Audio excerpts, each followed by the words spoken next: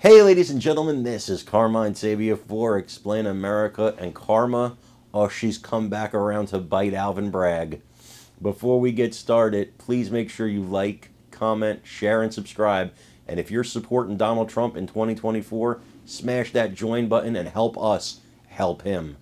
Guys, sometimes justice is poetic. Sometimes things work out exactly how they should.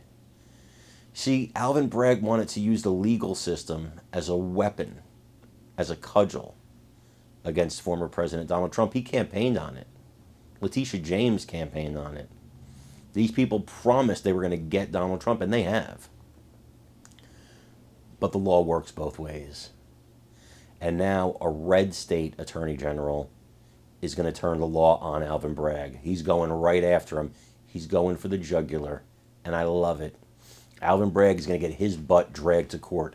He's going to have to do that walk every day. He's going to have to explain to reporters what's going on. He's going to have to give press conferences about what a dirtbag he is and how he used his office for his own political gain and to attack his political enemies.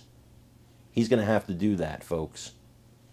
He's going to have to do that, and it's beautiful because that's how justice should be. It should be fair, should be impartial, should be blind. Right, Alvin? Right? Because now you're on the receiving end of it. But it's not political, man. It's just justice. I want you guys to watch this video and give me your comments. Let me know what you think in the comments Bragg's punishment should be. Alvin Bragg sued President Trump and then campaigned on a promise to prosecute President Trump. He is self-interested in this case because President Trump is a political opponent of the people that Alvin Bragg is backing. Same with Matthew Colangelo. This was a top official in Biden's Department of Justice that until recently was being paid by President Biden's administration and has now been deployed by the DOJ to assist Alvin Bragg and is now leading the prosecution of President Trump in Manhattan. Again, this is an individual, Matthew Colangelo, who is a longtime supporter of the DNC. And so the political motivations of these two individuals is also self-evident, which gives rise to the clear accusation, proven accusation, right, that their motivations are illicit. They should have been disqualified from this case long ago.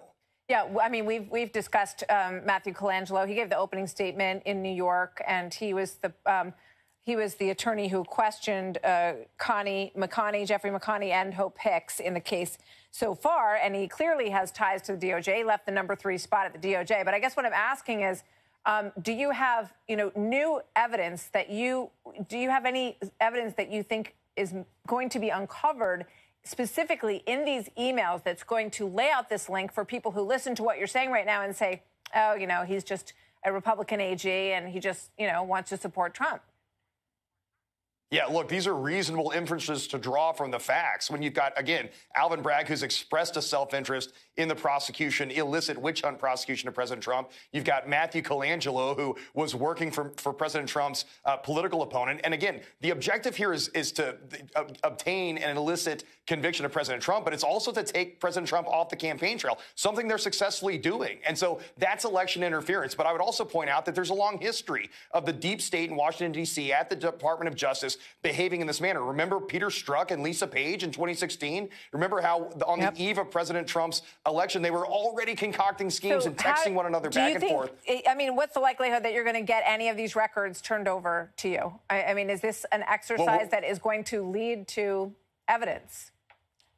Yeah, we're not going to let the Department of Justice stonewall us. The people deserve to understand the illicit nature, illicit motivation of the prosecutors themselves who are perpetrating this illicit witch hunt. We need to put that out there and have it be transparent. The judge should have disqualified those prosecutors, but if they fail to do so, then the public needs to understand. We need to talk about how we're going to hold the prosecutors responsible. Their professional licensure is on the line. I think there's civil liability, and certainly to the extent they broke the law to obtain these illegal convictions that they're seeking, then it's time to prosecute the prosecutors.